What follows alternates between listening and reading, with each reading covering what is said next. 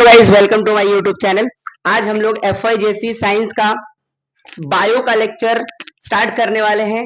तो उसके लिए हमारे पास स्पेशल प्रोफेसर हैं जिनका नाम है सर। मैं क्या बताऊं, सर ही बताएंगे अपना नाम।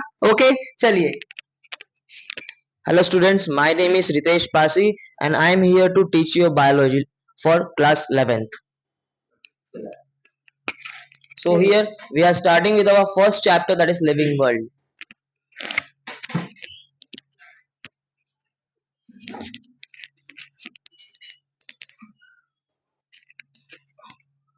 See,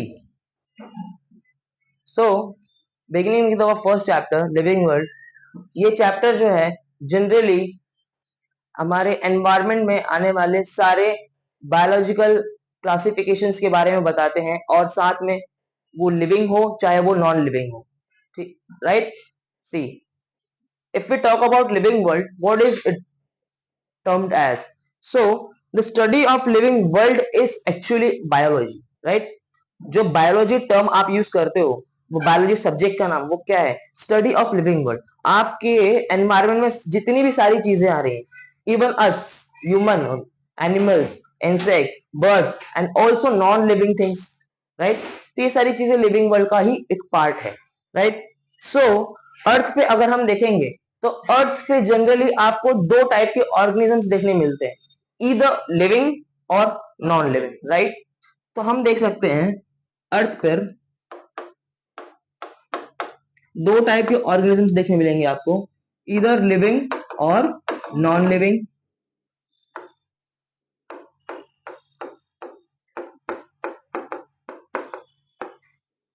जो ऑर्गेनिजम्स लिविंग होंगे they are known as biotic fact components. आपने ये सुना होगा पहले नाम, राइट। जो ऑर्गेनिजम्स लिविंग होंगे they are known as biotic component and the non-living organisms are also termed as abiotic component। आप इससे मेरे ख्याल से फैमिलियर होंगे, राइट। जनरली कहते हैं कि biotic component which means living and abiotic which means non living, right. ये तो एक बेसिक डेफिनेशन है जो हम बचपन से ही पढ़ते आ रहे हैं, 9th-10th में आपने पढ़ाई होगा, राइट। अब लिविंग वर्ल्ड का कुछ बेसिक प्रिंसिपल्स है, राइट, जो डिफाइन करेगा इस पूरे एक चैप्टर को, ठीक है। देखते हैं नेक्स्ट। New slide. सी, यहाँ पे कुछ बेसिक प्रिंसिपल्स हैं, पहले वो देख लीजिए।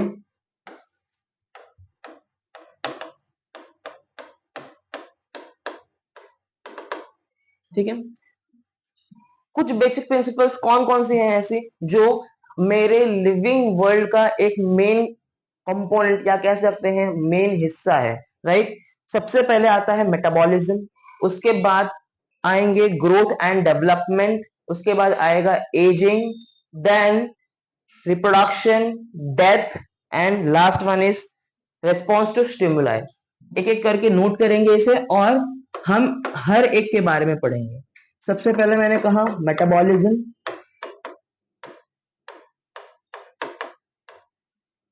नेक्स्ट है growth and development,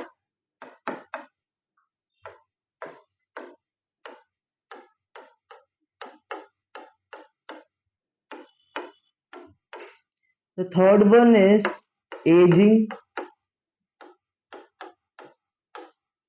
the fourth one is reproduction,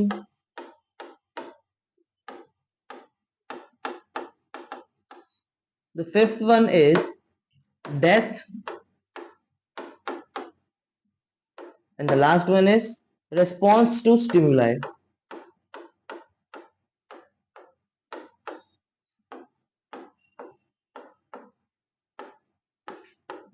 सी, जो ये 6 बेसिक प्रिंसिपल्स हैं, ये बेसिक प्रिंसिपल्स हर एक लिविंग ऑर्गेनिज्म के लाइफ का पार्ट होता है, इधर वो प्लांट हो इधर वो एनिमल हो, चाहे वो लोअर ऑर्गेनिज्म हो चाहे वो हायर ऑर्गेनिज्म हो, बट वो लिविंग होना चाहिए। तो ये लिविंग ऑर्गेनिज्म का एक बेसिक प्रिंसिपल्स है, यानी उनके कंपोनेंट्स हैं जो उनके लाइफ में, उनके लाइफ साइकिल में ये अकर होगा, राइट। तो इसे एक एक करके स्टडी करेंगे और साथ में हम टेक्सचुअल कंटेंट को भी रेफर करेंगे।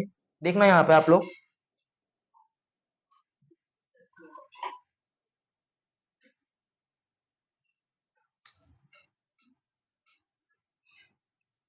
देखिए ये कुछ बेसिक प्रिंसिपल्स है जो हम बात करने वाले हैं, यहाँ पर भी पॉइंट वाइज दी गई है। ठीक है, तो सबसे पहले बात करेंगे मेटाबॉलिज्म की। ठीक है, मेटाबॉलिज्म होता क्या है? Actually metabolism is the breaking and making up of molecules, right? What is breaking up? See, हम देखते हैं कि हमारे बॉडी में सेल्स डिवीजन लगातार होते हैं, सेल्स डिवाइड करते रहते हैं, सेल डिवाइड करके आपस में न्यू सेल्स फॉर्म करते हैं, तो वो कहते हैं ब्रेकिंग ऑफ मॉलिक्यूल्स। और कोई चीजें मिलकर एक बन रही हैं तो it is known as making of molecule. ये एक लिविंग ऑर्गेनिज्म के लाइफ का पार्ट है, राइट? सो इसको हम कहते हैं मेटाबॉलिज्म। अगर आपसे कभी कोई पूछा गया कि मेटाबॉलिज्म क्या होता है, what is metabolism, so metabolism is breaking and making of molecules. Now the metabolism is further subdivided into two parts, that is catabolism and anabolism, right? What is catabolism? Catabolism is breaking up of molecules. See everybody here. We can see here the catabolism is breaking up of molecules and anabolism is making up of molecules. So we can tell that the metabolism is equal to catabolism plus anabolism, right? So हम इस part को देख लेते हैं यहाँ पर।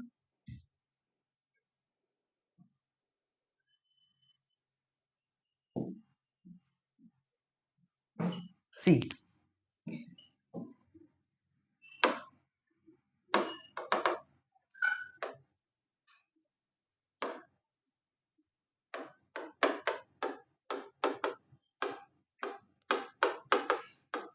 Metabolism is, definition होगा इनका, breaking and making up of molecules. ये एक जनरल डेफिनेशन है मेरे मेटाबॉलिज्म का, तो मेटाबॉलिज्म के लिए आप ये डेफिनेशन यूज कर सकते हो, राइट? अगर हम बात करेंगे, मेटाबॉलिज्म इज फर्दर सब divided into two parts. The first one is catabolism and the next one is anabolism.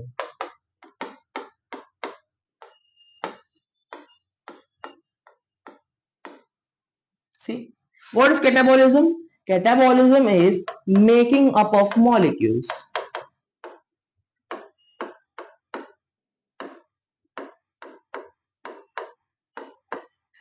And anabolism is, sorry यहाँ पे थोड़ा सा कंफ्यूजन हो गया है, just a second.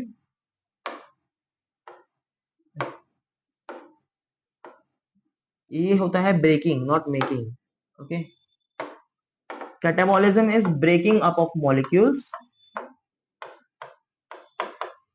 And anabolism is making up of molecules. यानी कहीं मॉलिक्यूल्स अगर ब्रेक हो रहा है तो कहीं मॉलिक्यूल्स कंबाइन करके फॉर्म भी हो रहे हैं, right? So this is your making up of molecules.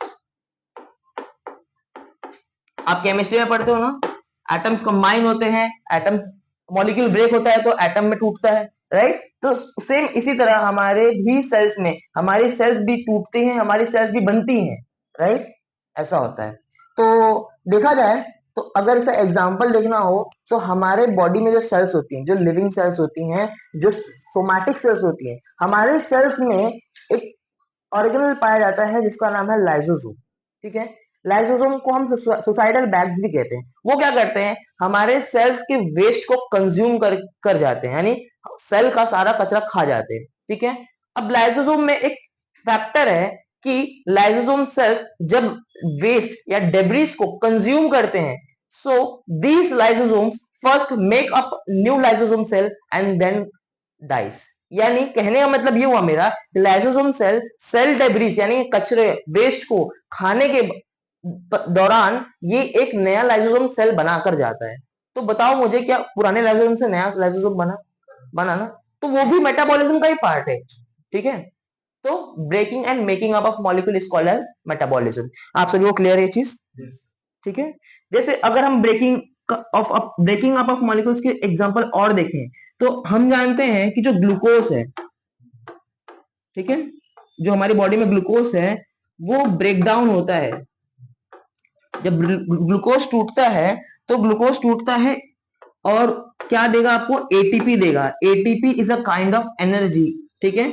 साथ में रिलीज करेगा CO2, जस्ट अ सेकेंड, साथ में रिलीज करेंगे CO2 प्लस और वाटर, ठीक है। अब ये जो प्रोसेस है ये हमारे सेल्स में होती है, यानी हमारी बॉडी को किसी भी फंक्शन को कैरी आउट करने के लिए, कोई भी वाइटल एक्टिविटीज परफॉर्म करने के लिए एनर्जी चाहिए। तो एनर्जी आएगा कहां से? एनर्जी जो है हमारी सेल्स ये ग्लूकोज को यूज करके एटीपी प्रोड्यूस करती है, ठीक है। So glucose is a kind of energy, you also know that, right. So ये सारी पार्ट तो ये सारी बात की बात है, फिलहाल बेसिकली हम इतना देख सकते हैं, ठीक है। चलिए नेक्स्ट देखते हैं, हम नेक्स्ट पार्ट में चलते हैं, हमारा ग्रोथ एंड डेवलपमेंट, ठीक है।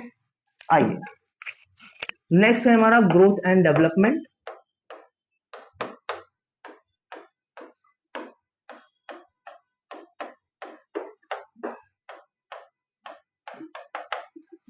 सी अब देखो, हम जब बॉर्न होते हैं, हमारा जब बर्थ होता है तो हमारी बॉडी का साइज शेप बहुत स्मॉल होता है, लेकिन हम धीरे धीरे धीरे धीरे ग्रो करते हैं, डेवलप करते हैं। तो ग्रो और डेवलप करने का मतलब ये है कि हमारी सेल्स लगातार फॉर्म हो रही है बॉडी के अंदर, हमारे सेल्स ग्रो कर रहे हैं, हमारे टिश्यूज ग्रो कर रहे हैं। ओवरऑल देखा जाए तो उनकी वजह से हमारी बॉडी के अंदर ग्रोथ आ रही है, राइट। हमारी बॉडी डेवलप कर रही है, राइट। तो वही एक पार्ट है ग्रोथ एंड डेवलपमेंट का। तो growth and development is found in every living thing, चाहे वो कोई भी हो, इवन प्लांट, इवन वो एनिमल्स। किसी, देखो बायोटिक कंपोनेंट है, इसका मतलब ये है कि वो ग्रोथ और डेवलपमेंट दिखाएगा, राइट। समझ में आप सभी को? और इसके अंदर टेंडेंसी होगी किसकी, ग्रो करने की। देखो कोई भी लिविंग फैक्टर, लिविंग थिंग होगी, तो living thing has a tendency, tendency यानी क्षमता, कैपेबिलिटी, ठीक है, टेंडेंसी टू ग्रो, राइट। अब इनमें हम जनरली देखते हैं, आपको मैं एग्जांपल देता हूं। आपने मोल्ड्स देखा, माउंट्स देखे, माउंट्स, माउंट्स यानी चट्टान देखी आपने? चट्टान बनती कैसे वैसे, किसको आइडिया है कुछ? या सैंड ड्यून्स आपने देखा है? सैंड ड्यून्स, सैंड ड्यून्स के बारे में सुना होगा आप लोगों ने, है ना। रेत के टीले कहते हैं, है ना। तो कुछ इस तरह से फॉर्म होते हैं वो, बोलिए। अच्छा देखिए, ये पहले से बना बनाया नहीं होता है, right. These are not already formed, ये धीरे धीरे बनता है। कैसे? Due to the deposition of soil, rocks, sand, right. अभी ये मोल्ड्स हैं, पहले इनकी साइज छोटी हुआ करती होगी, ठीक है। सपोज कीजिए ये मोल्ड्स हैं, अगर पहले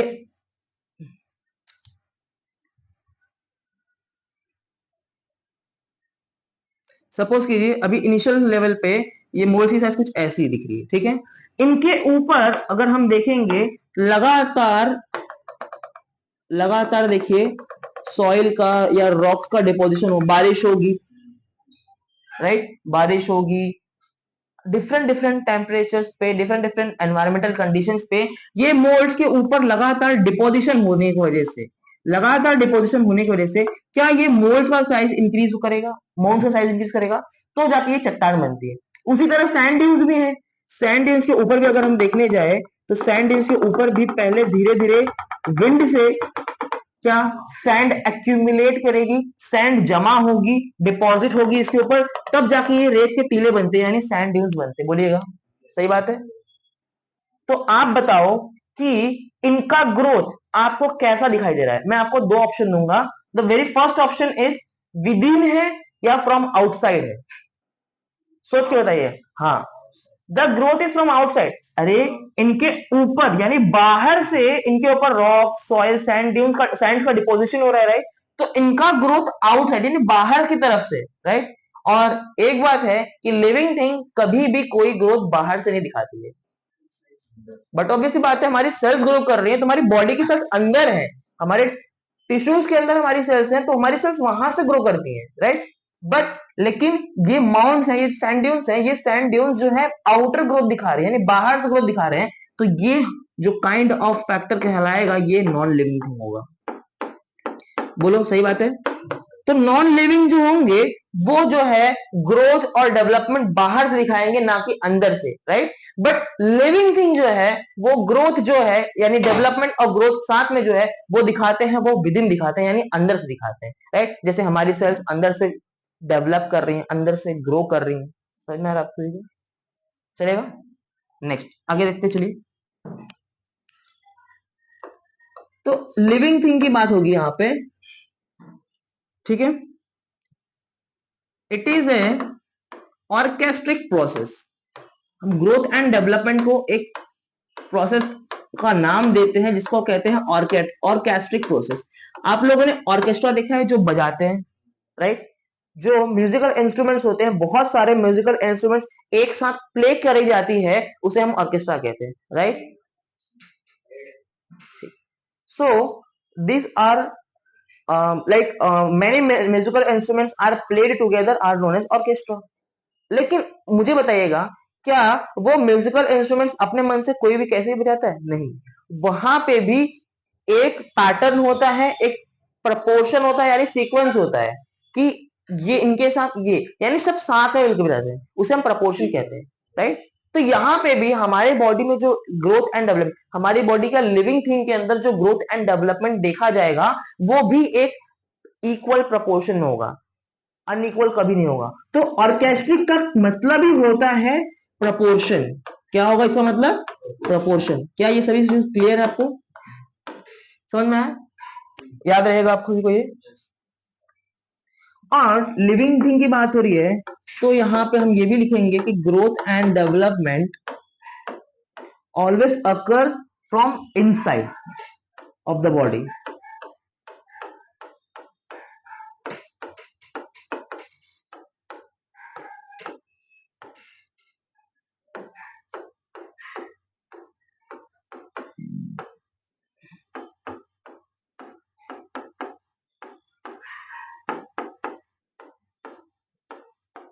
ये सभी चीज क्लियर है आपको? कोई दिक्कत? चलिए आगे। चलिए नेक्स्ट पार्ट आता है एजिंग। चलिए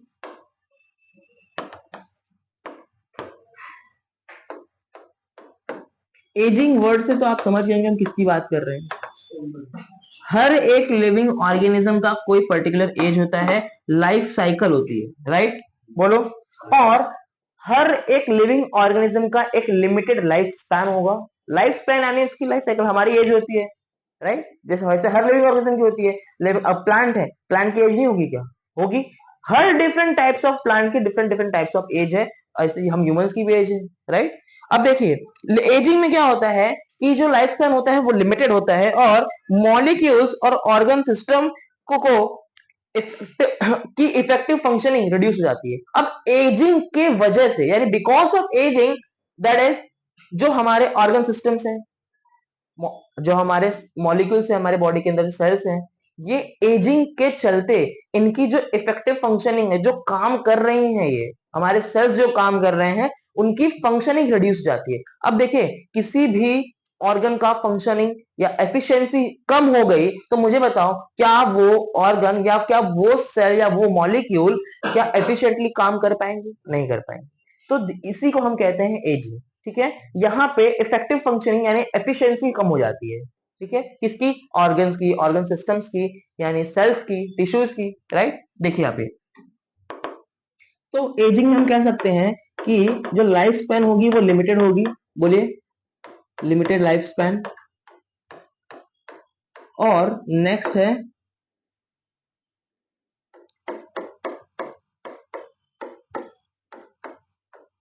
मॉलिक्यूल्स, ऑर्गन्स,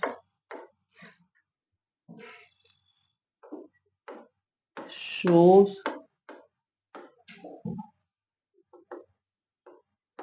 reduced efficiency।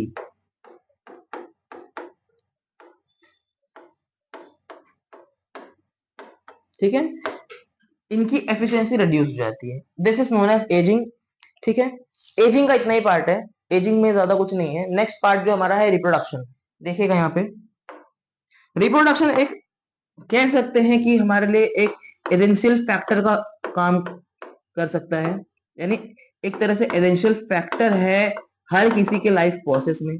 देखिए ये चीज तो आप 12th में पढ़ते हो कि reproduction is an essential process. मैं 2 मिनट में आपको एक चीज समझाता हूं। देखिए कहा जाता है कि रिप्रोडक्शन एक एसेंशियल प्रोसेस है, पर मैं कहता हूं कि रिप्रोडक्शन एक नॉन एसेंशियल प्रोसेस है। बता दूंगा डिफरेंस में।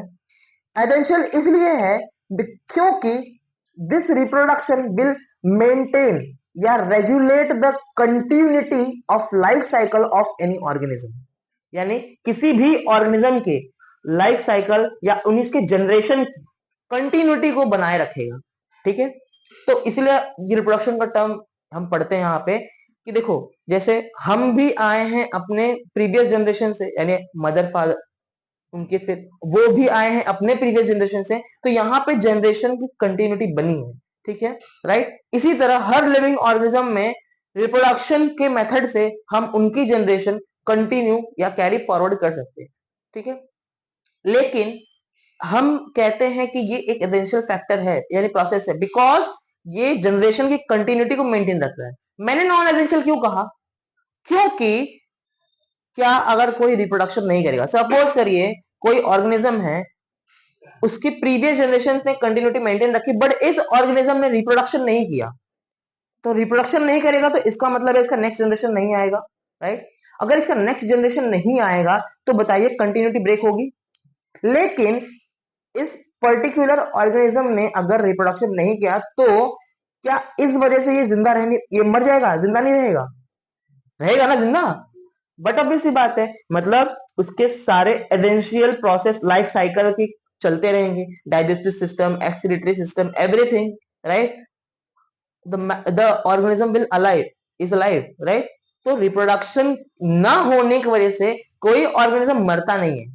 ठीक है, इसलिए मैंने इनको नॉन एसेंशियल कहा, बट ये है एसेंशियल प्रोसेस क्योंकि ये हमारे जनरेशन की कंटिन्यूटी को मेंटेन रख रहा है। समझ में आई चीज? ये चीज आप 12th में बहुत अच्छे से पढ़ोगे। ठीक है,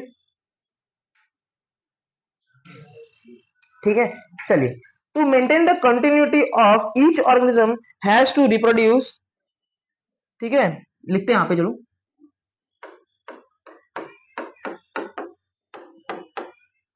it is the process which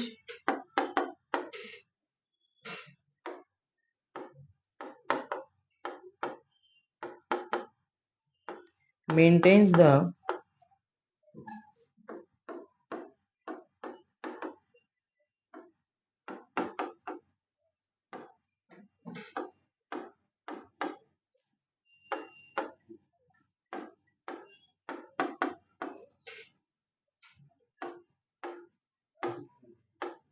by reproducing their young ones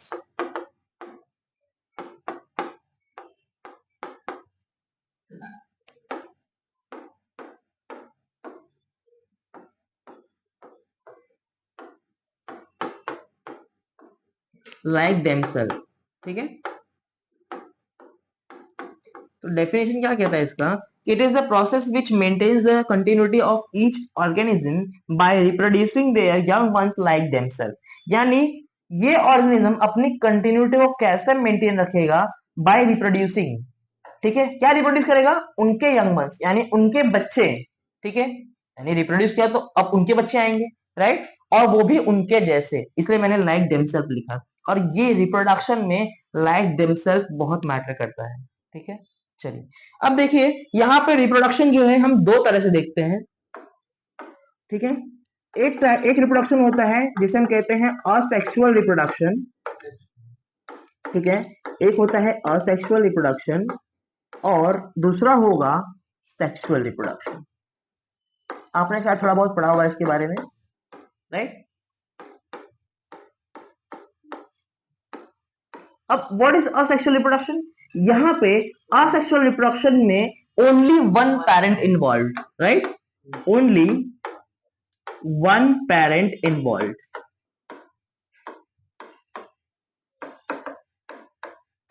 ठीक है, एग्जाम्पल अगर देखा जाए तो अलगे है ना, अमीबा, ये सारे यूनिपेरेंटल होते हैं और यूनिसेल्युलर भी होते हैं, ठीक है। तो दीज आर टाइप ऑफ असेक्सुअल रिप्रोडक्शन। और असेक्सुअल में हमारे प्लांट से साथ साथ वेजिटेटिव प्रोपोगेशन भी हमारा असेक्सुअल का ही पार्ट है। जो हम सब्जियां खाते हैं वो भी असेक्सुअल का ही पार्ट है। पोटैटो कैसे उगता है? पोटैटो जो है वो भी असेक्सुअल रिप्रोडक्शन के मेथड से ही रिप्रोड्यूस करते हैं। अच्छा, एक क्वेश्चन है, मुझे बताना, पोटैटो जो है क्या वो रूट है या स्टेम है? गलत बात है, पोटैटो स्टेम होता है, पोटैटो रूट नहीं होता एक्चुअली में। छोड़िए, ये तो बात है, रिप्रोडक्शन की बातें हम 12th में पढ़ेंगे, बट एक बेसिक नॉलेज के लिए जान लीजिए, पोटैटो जो है वो स्टेम होता है, ठीक है। आप जो खाते हो वो स्टेम होता है, और जो रूट होता है वो स्वीट पोटैटो होता है, समझे आप? हाँ, ये सारी 12th की बातें बाद में देखेंगे। अभी फिलहाल बेसिक नॉलेज आप जान के रखो। अब हम बात कर रहे हैं असेक्सुअल की, तो यहाँ पे सिर्फ और सिर्फ only one parent involve. Example हम देख रहे हैं, अलगे है, अमीबा, और बहुत सारे एग्जांपल्स है हमारे पास। और असेक्सुअल रिप्रोडक्शन अगर हो रहा है, यहाँ पे अगर एक ही पेरेंट इन्वॉल्व है, इसका मतलब है कि ओनली वन गैमेट। इसका मतलब है कि अगर दो पेरेंट, मतलब पेरेंट दो नहीं है, यानी दो गैमेट्स भी नहीं होंगे। दो गैमेट्स नहीं होंगे, गैमेट्स फ्यूज नहीं होंगे, गैमेट्स फ्यूज नहीं होंगे, इसका मतलब ये है कि रिप्रोडक्शन तो हो रहा है, लेकिन यहाँ पे फर्टिलाइजेशन नहीं हो रहा है। फर्टिलाइजेशन क्या कहता है? Fusion of gametes. और फर्टिलाइजेशन नहीं हो रहा है, तो इसका मतलब है कि यहाँ पे जो भी ऑफस्प्रिंग प्रोड्यूस होगी, ऑफस्प्रिंग मतलब इनके बच्चे, ठीक है, जो भी यहाँ ऑफस्प्रिंग प्रोड्यूस होगी वो आइडेंटिकल होगी to their parents. They will be identical to their parents, ठीक है, उन्हें हम कहते हैं क्लोन्स, ठीक है। तो असेक्सुअल रिप्रोडक्शन के मेथड से जो भी ऑफस्प्रिंग प्रोड्यूस होगा, they are identical to their parents and known as clones, यानी डुप्लीकेट कॉपी। अभी देखो, एक पोटैटो से हम मल्टीपल पोटैटो उगाते हैं ना, तो पहले जो पेरेंट पोटैटो था और उसके बाद जो डॉटर पोटैटो है, दोनों सेम ही होते हैं ना, अलग थोड़ी होते हैं, है कि नहीं? तो आप वैसे याद कर सकते हो। नेक्स्ट बात करते हैं सेक्सुअल रिप्रोडक्शन में। तो यहाँ पे सेक्सुअल रिप्रोडक्शन हम सभी जानते हैं कि टू पेरेंट्स इन्वॉल्व। बोलिए, अगर टू पेरेंट्स इन्वॉल्व है, यानी यहाँ पे दो गैमेट्स बनेंगे। दो गैमेट्स बनेंगे तो फर्टिलाइजेशन होगा, फर्टिलाइजेशन होगा तो यहाँ पे डिसिमिलर ऑफस्प्रिंग प्रोड्यूस होगा, लाइक अस ह्यूमंस, ठीक है। तो जितने भी एनिमल है वो सेक्सुअल रिप्रोडक्शन करते हैं, राइट। एग्जाम्पल में हम लिख लेते हैं, ह्यूमंस लिख लेते हैं या एनिमल्स लिख लेते हैं।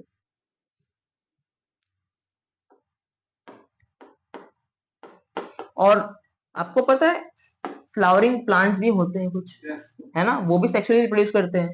तो हिबिस्कस लिखते हैं हम, आप जनरली उसी का एग्जांपल स्टडी करते हो आगे, ठीक है। तो ये सारी पार्ट है हमारे रिप्रोडक्शन का। सो रिप्रोडक्शन हमारा क्या था? बेसिक प्रिंसिपल था किसका? लिविंग वर्ल्ड का, ठीक है। अब नेक्स्ट पार्ट जो है, हाँ, एक चीज इसमें और देखते हैं थोड़ा सा, आपकी बुक में बताई गई है कि जो सेक्सुअल रिप्रोडक्शन होता है, ठीक है, सेक्सुअल रिप्रोडक्शन में हम यहाँ बात करते हैं म्यूल और स्टेराइल हनी बी। सुनिएगा, थोड़ा सा अच्छा कॉन्सेप्ट है ये। म्यूल क्या होता है, किसी को पता है क्या? आपने खच्चर सुना है? वो म्यूल होता है। अब म्यूल एक्चुअली, म्यूल एक, जो म्यूल है ये नॉर्मल वे से रिप्रोड्यूस नहीं करता है। देखिएगा, जो मेल डोंकी होते हैं, ठीक है, मेल डोंकी को हम इनकी ब्रीडिंग कराएंगे किसके साथ में? फीमेल हॉर्स के साथ में। वेरी गुड, फीमेल हॉर्स के साथ में, ठीक है।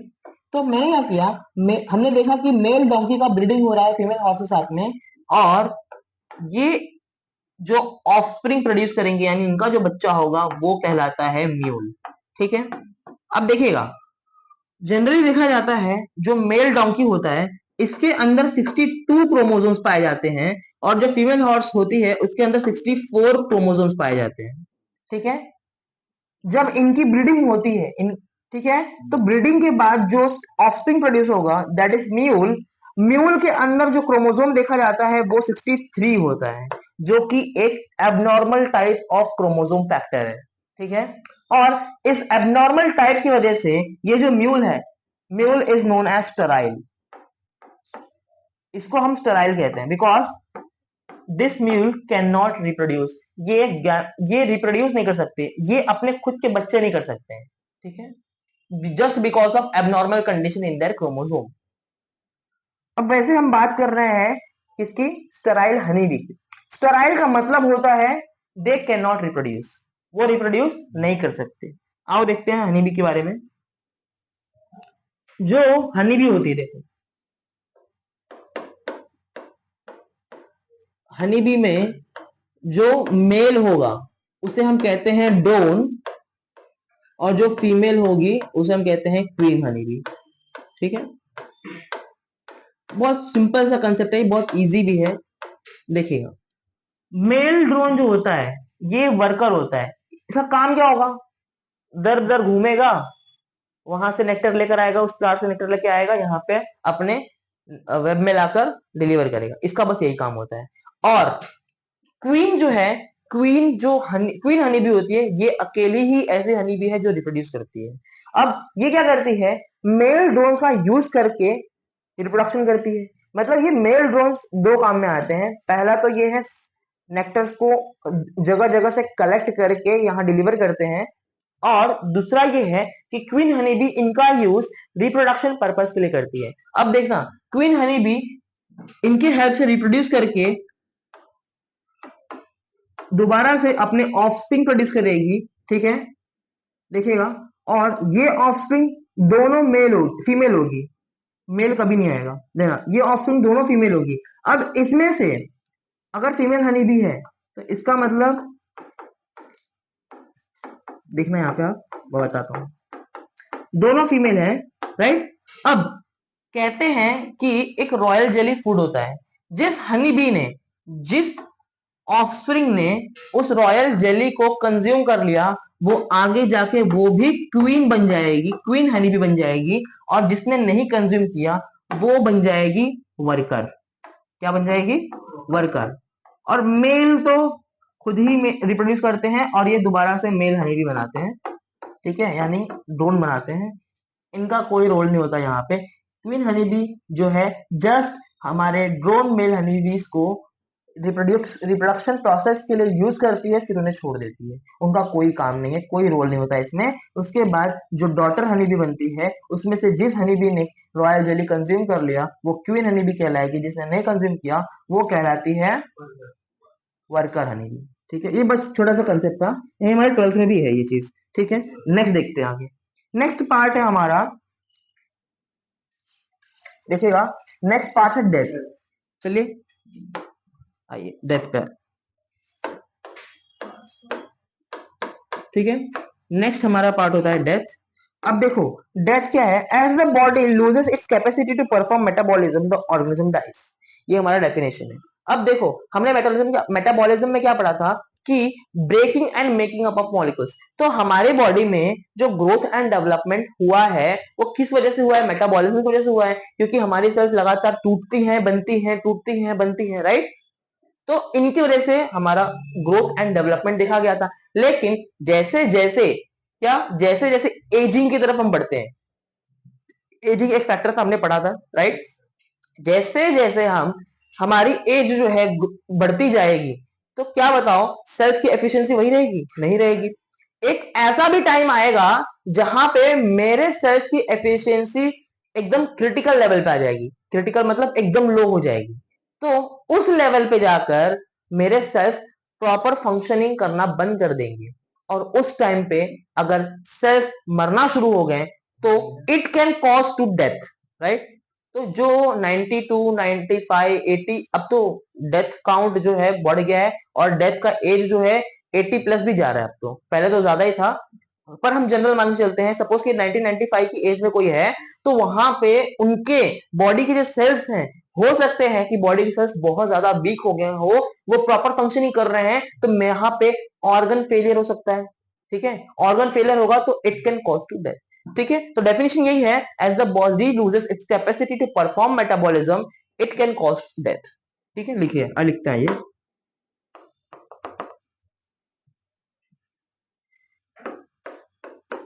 as the body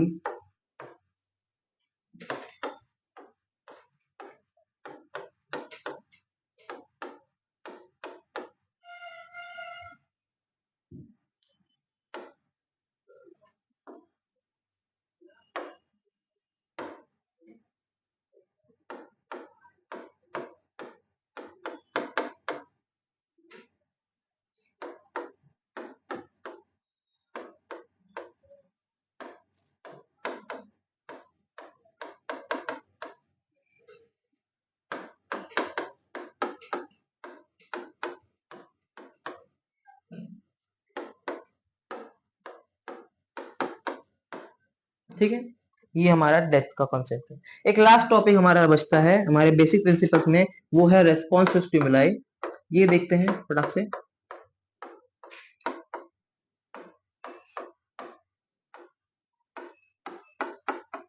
देखिएगा, अब रेस्पॉन्स टू स्टिमुलाई क्या होता है, देखिए थोड़ा सा नर्व सेल्स की बात करते हैं, न्यूरॉन्स की बात करते हैं, हमारे ब्रेन की बात करते हैं। ठीक है, तो बहुत सिंपल सा कंसेप्ट है। सपोज करिए कोई हॉट वेसल है, गरम पतीला है ना। आपने क्या किया है, उस हॉट वेसल को आपने टच किया, आपको पता नहीं कि वो वेसल हॉट है। ठीक है, आपने जैसे उस हॉट वेसल को टच किया, मुझे बताना कि आप तुरंत हाथ हटा लेते हो? बिल्कुल। तो ये कैसे होता है, यहाँ पे क्या होता है कि इस हॉट वेसल ने मेरे रिसेप्टर्स को स्टिमुलस दिया। स्टिमुलस यानी एक सिग्नल दिया कि इस वेसल का टेम्परेचर हॉट है। अब सपोज कीजिए, यहाँ हम डायग्राम से समझते हैं, ये अगर ये वेसल है, ठीक है, इन पे आपने जैसे ही अपना हाथ रखा होगा, आपको फील हुआ कि ये बहुत ज्यादा हॉट है, राइट। अब यहाँ पे हमारे स्किन में होते हैं रिसेप्टर्स। रिसेप्टर्स क्या करते हैं, सिग्नल्स को कैच करते हैं यानी होल्ड करते हैं, राइट। अब जैसे ही पता चला कि कोई सिग्नल मेरे स्किन के रिसेप्टर्स को मिला है, तो यहां से एक स्टिमुलस मुझे एक स्टिमुलस मिल रहा है, जो कि मेरे यहाँ सेंसरी न्यूरॉन, हमारे पास दो टाइप के न्यूरॉन होते हैं, सेंसरी एक मोटर। तो हमारे हाथ में जो सेंसरी न्यूरॉन है, इस रिसेप्टर को कैच करेगा, इन सिग्नल्स को कैच करेगा और इसे इम्पल्स के फॉर्म में ब्रेन तक भेजता है। ब्रेन इस चीज को प्रोसेस करता है और प्रोसेस करने के बाद दोबारा से मोटर न्यूरॉन की मदद से एक और इम्पल्स भेजेंगे ब्रेन, और तब जाके आप हाथ हटाते हो। ये with in fraction of seconds होता है। तो यहाँ पे ब्रेन ने काम किया, बट कब किया, जब मुझे कोई स्टिमुलस मिला, यानी मैंने जब इस हॉट वेसल को टच किया, तो इस वेसल के वजह से मुझे स्टिमुलस मिला, फिर मेरे ब्रेन ने काम किया और तब मैंने हाथ हटाया, राइट। तो ऐसी कोई चीज जब आपको स्टिमुलस मिले और आप तब करो कोई काम, यानी कोई वर्क, कोई परफॉर्म कर रहे हो फंक्शन, तो वो कंसेप्ट आता है रेस्पॉन्स टू स्टिमुलाई में। देखते हैं, स्टिमुलस यानी any change with respect to your surrounding. आपने जैसे टच किया, आपने तुरंत हाथ हटाया ना, तो with respect to our surrounding क्या यहाँ पे कोई कुछ चेंजेस दिख रहा है आपको, है ना। आपने वेसल को टच किया और हाथ हटा लिया, तो with respect to your surrounding यहाँ पे ये चेंज आ रहा है। ठीक है, तो वही होता है स्टिमुलस। तो स्टिमुलस का अगर डेफिनेशन देखा जाए, तो ये कहते हैं कि change with respect to surrounding, with respect, WRT मतलब विद रिस्पेक्ट टू सराउंडिंग, इसका मतलब होगा, देखिएगा,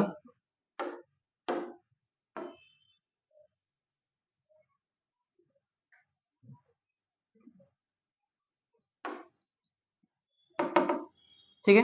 देखिए, any living being responds to thermal, chemical और biological changes in the surrounding. अब देखो, कोई भी लिविंग बीइंग, अब रेस्पॉन्स स्टिमुलाई भी लिविंग बीइंग ही दिखाएगा, नॉन लिविंग नहीं दिखाएगा। तो रेस्पॉन्स स्टिमुलाई में कोई भी लिविंग बीइंग अपने एनवायरनमेंट या अपने सराउंडिंग में कोई भी थर्मल, थर्मल यानी हीट, केमिकल, केमिकल पता है आप सभी को, थर्मल, केमिकल और बायोलॉजिकल, राइट। ये तीनों में से कोई भी चेंजेस आपको सराउंडिंग में देखने मिलेगा, तो वो एक स्टिमुलस का पार्ट होगा, यानी वो एक स्टिमुलस देना चाह रहा है। स्टिमुलस एक, स्टिमुलाई मैनी, ठीक है। चलिए देखते हैं। तो डेफिनेशन कहता है any living being respond to, मतलब आपने उस थर्मल चेंज को रिस्पॉन्ड किया था ना, जब हमने हॉट वाटर टच किया था, तो वो एक टाइप का थर्मल चेंज था। तो वही कह रहा है कि आप किसी भी चेंज को जब रेस्पॉन्ड करो, रेस्पॉन्ड क्या किया हमने कि मैंने वहां से हाथ हटा लिया, ये मैंने रेस्पॉन्ड दिया ना, तो ये रेस्पॉन्स आया कहां से था, ब्रेन से आया था कि भाई हाथ हटा लो आप। तो वही होता है रेस्पॉन्स। लिखिएगा,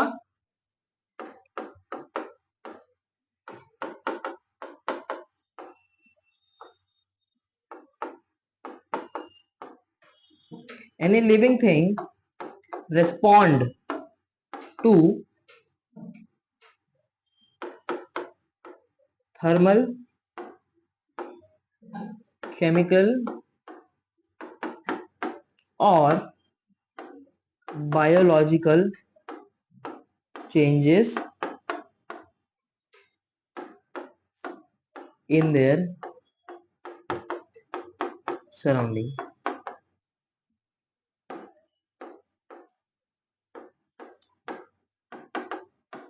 ठीक, ये हमारा डेफिनेशन था रेस्पॉन्सिव स्टिमुलाई में। अब एग्जांपल लेते हैं मिमोसा प्यूमिका प्लांट की। मिमोसा प्यूडिका, एग्जांपल लेते हैं मिमोसा प्यूडिका प्लांट की, जो आप सभी लोग जानते हो। ठीक है, इसको हम कहते हैं do not touch me plant. सुना आप लोग, छुई मुई कहते हैं जिसे। आप जैसे ही टच करते हो इनकी लीव्स कर्ल हो जाती हैं, बोलो, है ना, ये वो प्लांट है। तो जैसे आपने उन लीव्स को टच किया, वो सारी की सारी लीव्स आपस में कर्ल कर जाती है, बोलो सही बात है कि नहीं? चलिए next, it is a unique property of living thing, है कि नहीं? रिस्पॉन्स टू स्टिमुलाई एक यूनिक प्रॉपर्टी नहीं है लिविंग थिंग के लिए, कि किसी भी एनवायरमेंटल चेंजेस की वजह से हम रिस्पॉन्ड करते हैं, राइट? अब देखो, जैसे सपोज कीजिए बाहर का एनवायरमेंट कुछ ज्यादा ही कोल्ड होता जा रहा है, ठंडा होता जा रहा है, तो बताइए जो हमारे, क्या ये जो हेयर्स हमारे आर्म्स, हाँ, जो हेयर्स है, क्या वो हेयर्स एकदम स्ट्रेट हो जाते हैं हमारे हाथ पे पैर पे? क्यों?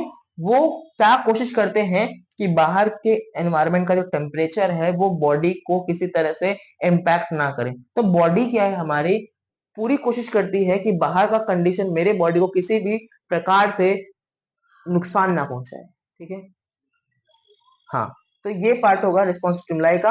अब हमारा बेसिक प्रिंसिपल्स खत्म होता है यहाँ पे। अब नेक्स्ट मूव करते हैं हम टेक्सोनॉमिकल एड्स की तरफ। थोड़ा सा टेक्स्ट बुक भी लेके चलेंगे साथ में, देखना यहाँ पे आप। देखिए हमने ये पूरा कंप्लीट कर लिया है, ये आपका पॉइंट वाइज जो दिया गया है ये सारा का सारा वही है, बेसिक प्रिंसिपल्स। अब नेक्स्ट देखते हैं टेक्सोनॉमिकल एड। देखो टेक्सोनॉमिकल एड का मतलब क्या होता है, देखिएगा यहाँ पे।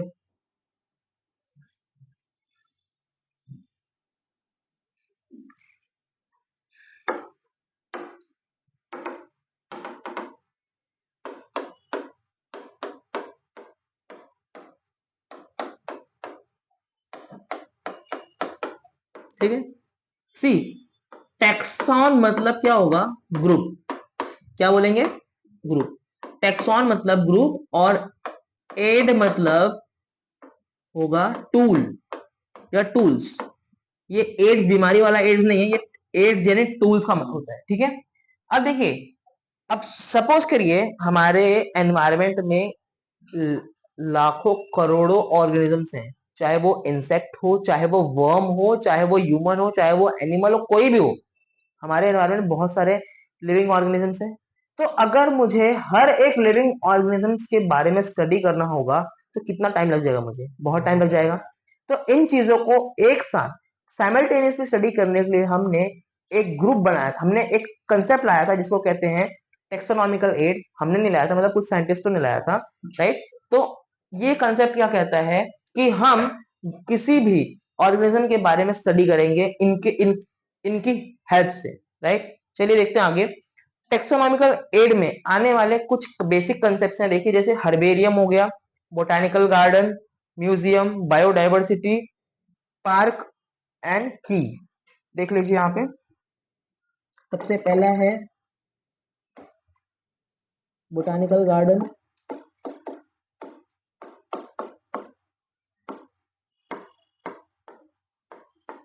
हर्बेरियम,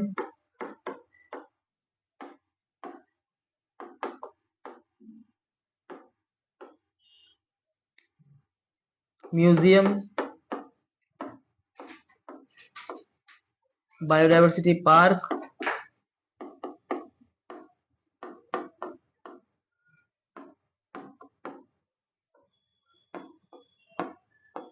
और फिफ्थ वाला है की। ये हमारे कुछ कंपोनेंट्स हैं टेक्सोनॉमिकल एड्स के, जो वन बाय वन हम स्टडी करेंगे, और ये हम टेक्स्ट बुक से ही रेफर करके चलेंगे। बहुत इजी कंसेप्ट है, बहुत अच्छे से समझ में आएगा आपको। ठीक है, चलिए देखिए यहाँ पे, अब शुरू करते हैं हर्बेरियम से। तो हर्बेरियम क्या कहता है, देखिए, the word herbarium plural herbaria. देखो एक चीज आपको सिखाता हूं मैं, किसी भी वर्ड के आगे यू एम लग गया तो बायोलॉजी में किसी भी वर्ड के आगे यूएम लगा तो हम उसके सिंगल सेल की बात कर रहे हैं, सिंगल चीज की बात कर रहे हैं, राइट। और यूएम से हम यूएम हटा के अगर ए लगा रहे हैं तो वो प्लूरल फॉर्म होता है उसका। सिंगुलर प्लूरल जानते हो, किसी भी वर्ड के आगे यूएम लग गया तो वो सिंगुलर फॉर्म होगा उसका, और ए ऐसे ही रहेगा, ए रहेगा, वो plural form. The word herbarium was coined, यानी वर्ड हर्बेरियम जो है ये दिया गया था पेटोन डे टोर्नीफोर्ट के द्वारा। अब इन्होंने इस चीज को सबसे पहले यूज किया था अपनी एक बुक में जिसका नाम था एलिमेंट्स। यहाँ देखिए एलिमेंट नहीं एलिमेंट्स, ठीक है। और ये हर्बेरियम को फर्स्ट टाइम इनिशिएट यानी शुरू करने वाले एक इटालियन टेक्सोनॉमिस्ट थे जिसका नाम था लुका गिनी, ठीक है। देखिए इस वर्ड को फर्स्ट टाइम दिया गया था किसके द्वारा, टोर्नाफेट द्वारा दिया गया था, और इन्होंने सबसे पहले इसे इस्तेमाल किया था एलिमेंट्स में। लेकिन सबसे पहले हर्बेरियम को शुरू करने वाले जो थे वो लुका गिनी थे, राइट। नेक्स्ट देखते हैं, herbarium is essentially a dried plant specimen that is pressed, treated and mounted and on standard size sheet in order to preserve it।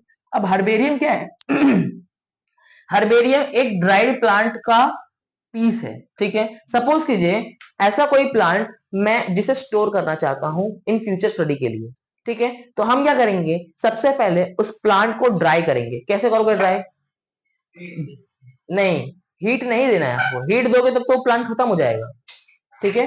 देखिए ड्राई करने का प्रोसेस ऐसा होता है कि हम इन्हें धूप में भी नहीं रखेंगे, हीट में भी नहीं रखेंगे, नहीं।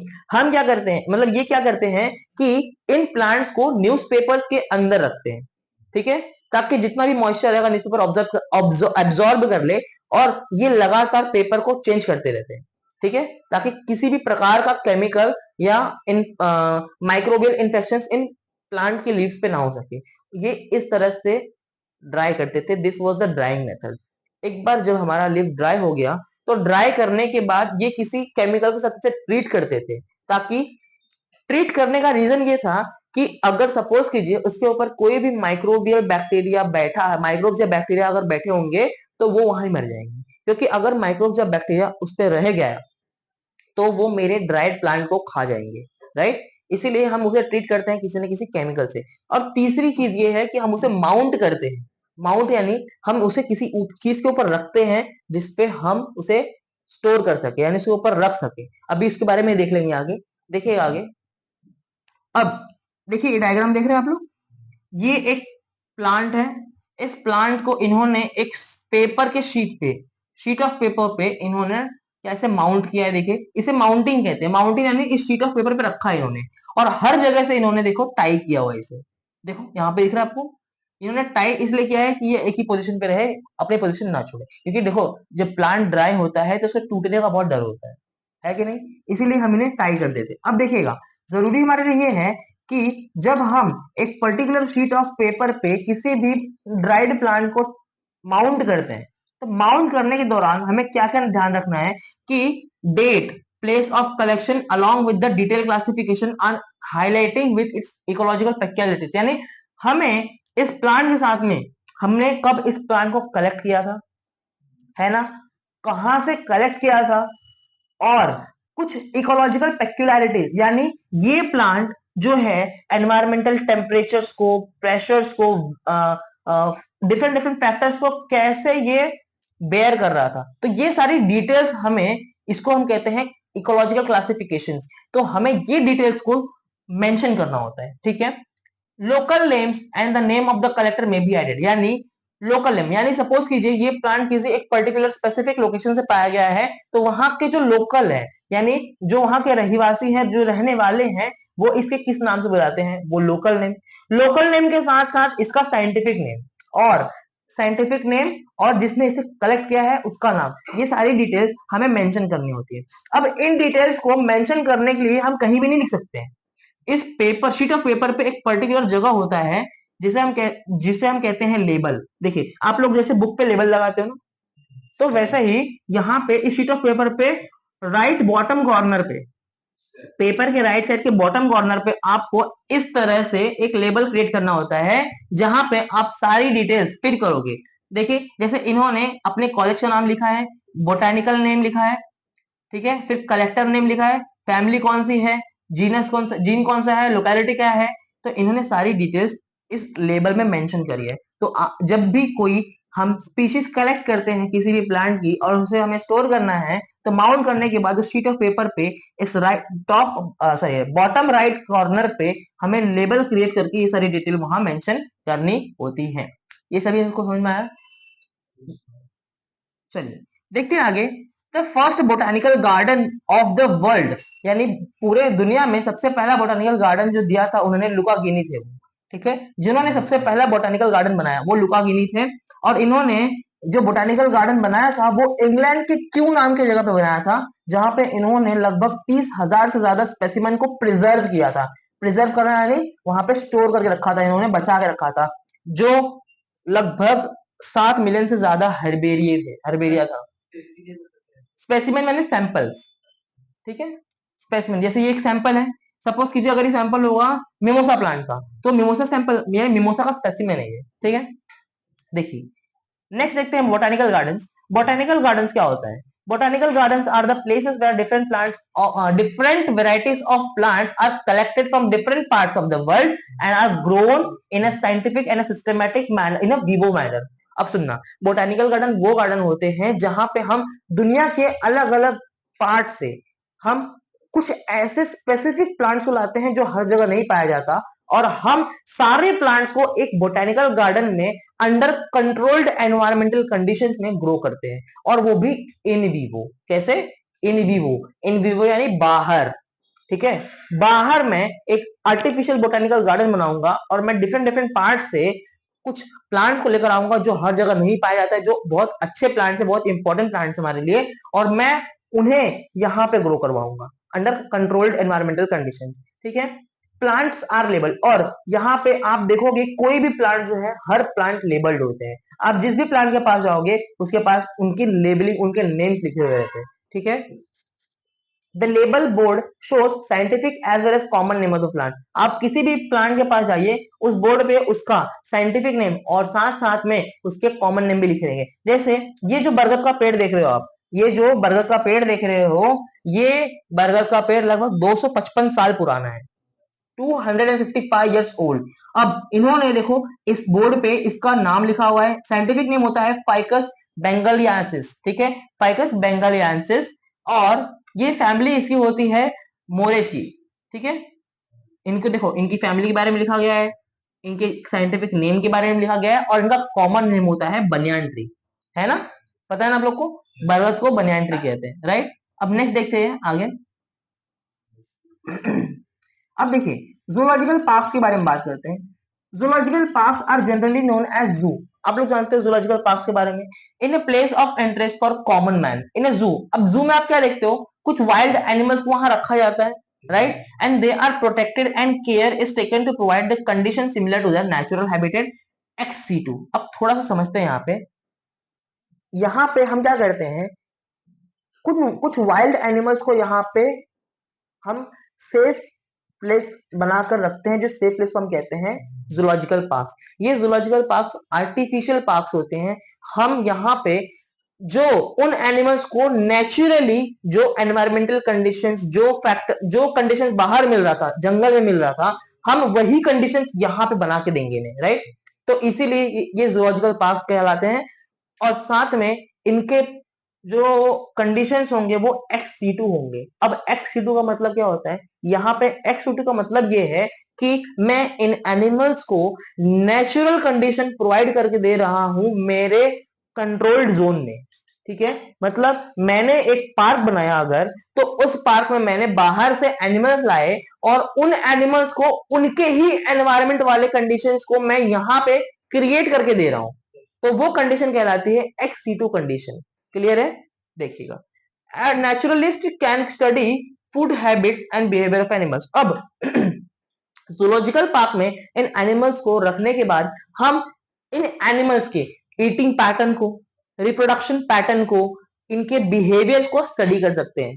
तब क्या, देखो आप जाओ कभी जूलॉजिकल पार्क में, तो वहां के जो ट्रेनर्स होते हैं, वहां के जो लोग होते हैं, आप उनसे कभी पूछेगा तो वो बताएंगे कि हाँ इस एनिमल, पर्टिकुलर एनिमल या पर्टिकुलर स्पीसीज का जो रिप्रोडक्शन टाइम है वो ये पीरियड होता है, इनके बिहेवियर के बारे में बताएंगे। आप जनरली जू में देखोगे बहुत एनिमल्स, जो एनिमल सारे वाइल्ड एनिमल्स होते हैं लेकिन बहुत पैसिव होते हैं वो, इतना भी नहीं पैसिव यानी मतलब इतने अग्रेसिव नहीं होते जैसे जंगल में होते हैं, ठीक है, क्योंकि वो कंट्रोल ट्रेंड भी होते हैं, साथ में कंट्रोल कंडीशन में भी होते हैं। ट्रेन तो नहीं कह सकते, ठीक है, फिर भी हम कहते हैं कि वो कंट्रोल कंडीशन में रहते हैं और उनकी देख रेख प्रॉपर की जाती है जैसे वो नेचुरली होते हैं, ठीक है। आगे देखिए, flora manuals, monographs and catalogue are some other tools of maintaining the biodiversity record.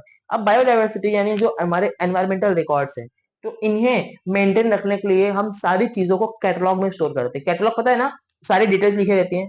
आप लोग कभी बाहर जाते हो कुछ खरीदने के लिए तो पहले आप कैटलॉग देखते हो ना। सपोज ये मैं फर्नीचर लेने जा रहा हूँ, मैं फर्नीचर का कैटलॉग देखूंगा पहले, इनके पास कौन कौन से टाइप की फर्नीचर्स है। तो राइट, सिमिलरली उसी वे में हम बायोडाइवर्सिटी रिकॉर्ड्स यानी हमारे एनवायरनमेंट के जितने भी रिकॉर्ड्स हैं, चाहे वो पुराने हो चाहे वो नए हो, सारे रिकॉर्ड्स को हम कैटलॉग में स्टोर करते हैं ताकि इन फ्यूचर कभी उनकी नीड लग गई तो हम उसे वहां से डेटा ऑब्टेन कर सकते हैं, ठीक है, right. Flora is the plant life occurring in a particular area of time. A monograph describes any one selected biological group, where a manual provides information key about identification of species found in a particular area. कहना ये चाह रहे हैं कि monograph, जो monograph है वो क्या डिस्क्राइब करता है, किसी भी सिलेक्टेड बायोलॉजिकल ग्रुप में जहां पे मैनुअल प्रोवाइड की जाती है, वहां के सारे स्पीशीज के पर्टिकुलर जो डेटा है उस पर्टिकुलर एरिया का, जो उस पर्टिकुलर एरिया में पाए जाने वाले जितने भी स्पीशीज है, सारे स्पीशीज का एक पर्टिकुलर डेटा इस मैनुअल में स्टोर की जाती है जिसे मोनोग्राफ कहते हैं, ठीक है। समझ में आ चीज आपको? चलें आगे थोड़ा सा देखिएगा। अब नेक्स्ट बात करते हैं म्यूजियम की, ठीक है। म्यूजियम क्या होता है? आपने देखा होगा म्यूजियम में चाहे वो प्लांट हो चाहे वो एनिमल हो, हम सारी चीजों को स्टोर कर सकते हैं वहां पे, और वहां पे हम उन्हें सेफली स्टोर करते हैं ताकि वो किसी भी तरह से नुकसान ना पहुंच जाए से। अब जैसे museums is the are the places where collection of preserve plants and animal specimens are kept. जैसे प्लांट्स हो गए और साथ साथ में कुछ एनिमल्स, ठीक है, हम ऐसे स्पेसिमेंस को स्टोर करते हैं जो इन फ्यूचर हम अपनी आने वाली जनरेशन को बता सकें, राइट। तो इन्हें स्टोर करने का एक तरीका होता है जहां पे हम फॉर्मालिन यूज करते हैं, ठीक है, फॉर्मालिन यूज करते हैं, और ये होता है 10 से 40% फॉर्मल्डिहाइड, एक केमिकल का नाम है जो ट्रांसपेरेंट जार्स में होते हैं। अभी आप लोग ने अभी तो आप 11th में गए हो, अभी आप जब प्रैक्टिकल्स में जाओगे तो आपको डिफरेंट डिफरेंट टाइप के स्पीशीज देखने मिलेंगे, स्पेसिमेंस देखने मिलेंगे जो एक ऐसे सिलिंड्रिकल जार्स में स्टोर होते हैं, और उसमें एक केमिकल होता है, वो केमिकल जो होता है वो फॉर्मालिन ही होता है। फॉर्मालिन क्या करता है? इन्हें सड़ने से बचाता है, ठीक है, हाँ। तो इसीलिए कहा है ना, mammals are usually stuffed and preserve, preserve मतलब हम इसे बचा के रखते हैं, ठीक है। और इस स्टडी को हम कहते हैं टैक्सीडर्मी। क्या कहोगे? टैक्सीडर्मी, यानी आप किसी भी स्पीशीज को फॉर्मालिन की हेल्प से प्रिजर्व कर रहे हो लॉन्ग टाइम के लिए, तो हम उस स्टडी को कहते हैं taxidermy. Specimens in dried form are also kept in museum. जैसे कुछ चीजों को हम फॉर्मेलिन के अंदर रखते हैं और कुछ चीजों को हम ड्राई फॉर्म में रखते हैं, राइट। अब ड्राई फॉर्म में वही चीज आप रखोगे जो लॉन्ग टाइम तक प्रिजर्व रहेगी, वो सड़ेगी नहीं, खराब नहीं होगी। We can even find the systematic collection of shells, skeleton of animals, insect boxes in the museum. आप म्यूजियम में देख सकते हो कि बहुत सारे शेल्स होते हैं जो हमारे सी में पाया जाता है, कुछ एनिमल्स के स्केलेटन्स, देखो स्केलेटन्स बड़ा ऑब्वियस सी बात है, वो जल्दी सड़ता नहीं है, ठीक है। और कुछ इंसेक्ट बॉक्सेस, सपोज कीजिए मुझे पुराने टाइम के इंसेक्ट्स को स्टोर करके रखना है, जो हो सकता है आगे ये एक्सटिंक्ट हो जाए, यानी खत्म हो जाए, तो हम क्या करते हैं, एक छोटा सा बॉक्स लेंगे और वैरायटी ऑफ इंसेक्ट्स को हम उसके अंदर स्टोर कर देंगे, तो उसी को कहते हैं इंसेक्ट बॉक्स। बहुत सिंपल सी बात है, ठीक है। नेक्स्ट आते हैं बायोडायवर्सिटी पार्क पे। देखिए, biodiversity park is an ecological assemblage of species that form self sustaining community, ठीक है, self sustaining community on degraded barren landscape.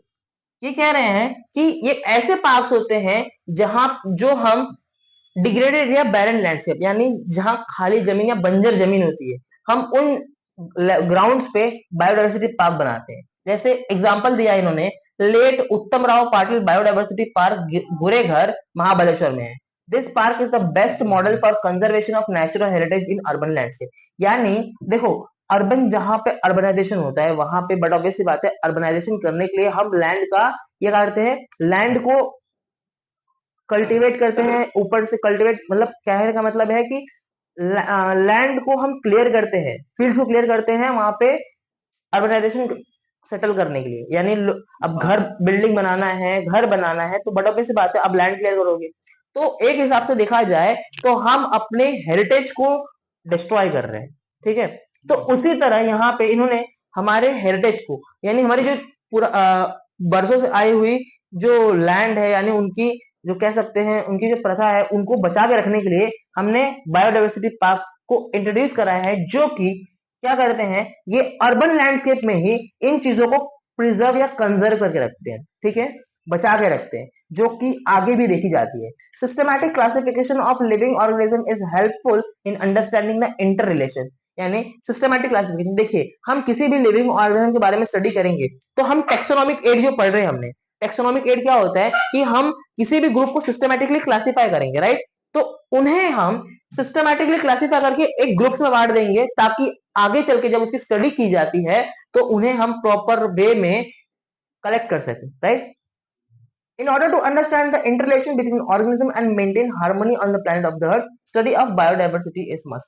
यानी अर्थ पे इन ऑर्गेनिजम्स के बीच का रिलेशंस और उनके बीच की हार्मोनी यानी पीस को मेंटेन रखने के लिए बायोडाइवर्सिटी की स्टडी करना जरूरी हो गई है।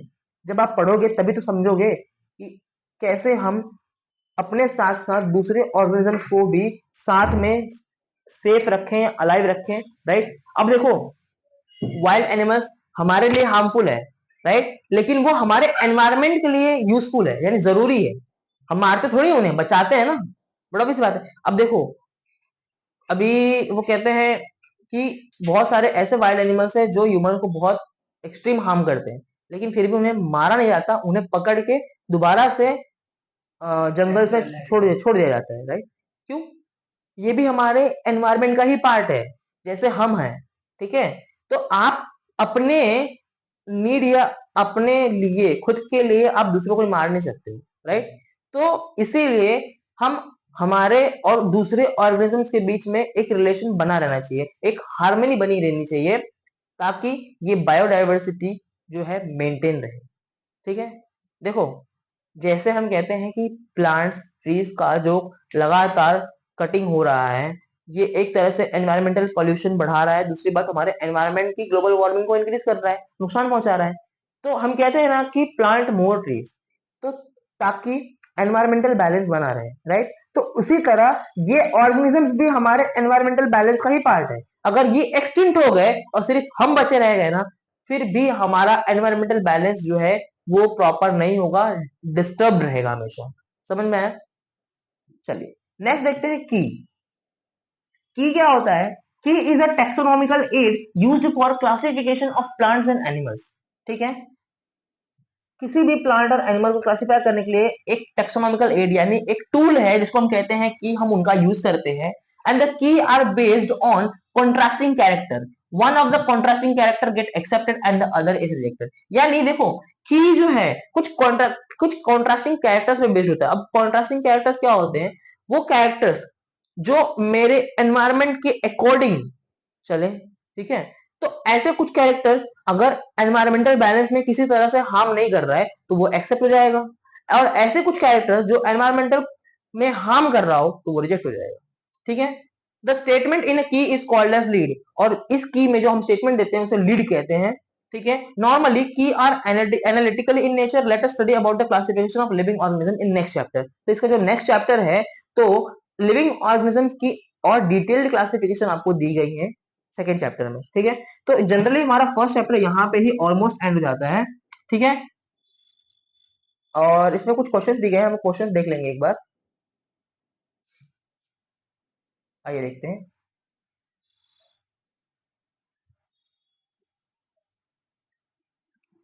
What are the why should we visit botanical gardens museums and zoo? बताइए, कोई आंसर होगा इसका आपके लिए? Why should we visit botanical gardens museums and zoo? हाँ, सी, हम देखो, हमसे भी पहले, हमारे आने से भी पहले यहाँ हमारे पास एनवायरमेंट में बहुत सारे ऐसे जो प्लांट्स हो या वो एनिमल्स हो, उनके बारे में स्टडी करना। देखो, जरूरी नहीं है कि हर एक जनरेशन लगातार कंटिन्यूटी मेंटेन रखी है। कुछ प्लांट्स ऐसे होंगे जो एक्सटिंक्ट हो गए रहेंगे, राइट। तो सपोज कीजिए आप अगर बोटेनिकल गार्डन्स विजिट कर रहे हो, म्यूजियम्स में विजिट कर रहे हो, जो चीजें एक्सटिंक्ट हो गई हैं, एटलीस्ट आप उनके बारे में स्टडी तो कर सकते हो। आप हिस्ट्री पढ़ते हो ना, ऐसा तो अभी हिस्ट्री में जो हुआ दोबारा तो होगा नहीं, लेकिन नॉलेज होना जरूरी है, ठीक है, ताकि आप आगे आने वाले टाइम में उन चीजों उन नॉलेज को यूज करके कुछ किसी तरह से हेल्पफुल रहेगा आपके लिए, राइट। तो इसीलिए हम म्यूजियम विजिट करना चाहिए, हमें जू विजिट करना चाहिए। आप म्यूजियम में जाओगे तो आपको डिफरेंट डिफरेंट एनिमल्स के स्केलेटन मिलेंगे जो अब वो एक्सटिंक्ट हो चुके हैं, खत्म हो चुके हैं, ठीक है। वैसे स्केलेटन्स मिलेंगे आपको, स्केलेटन्स के बारे में स्टडी करने मिलेगा, राइट, है कि नहीं। तो इसीलिए हमें विजिट करना चाहिए, राइट। तो this chapter is all about here only. और जनरली ये एक पूरा हमारा थियोरेटिकल पार्ट था चैप्टर का, जो यहाँ पे एंड होता है, ठीक है। स्टॉप कर दो। So we will meet in the next chapter.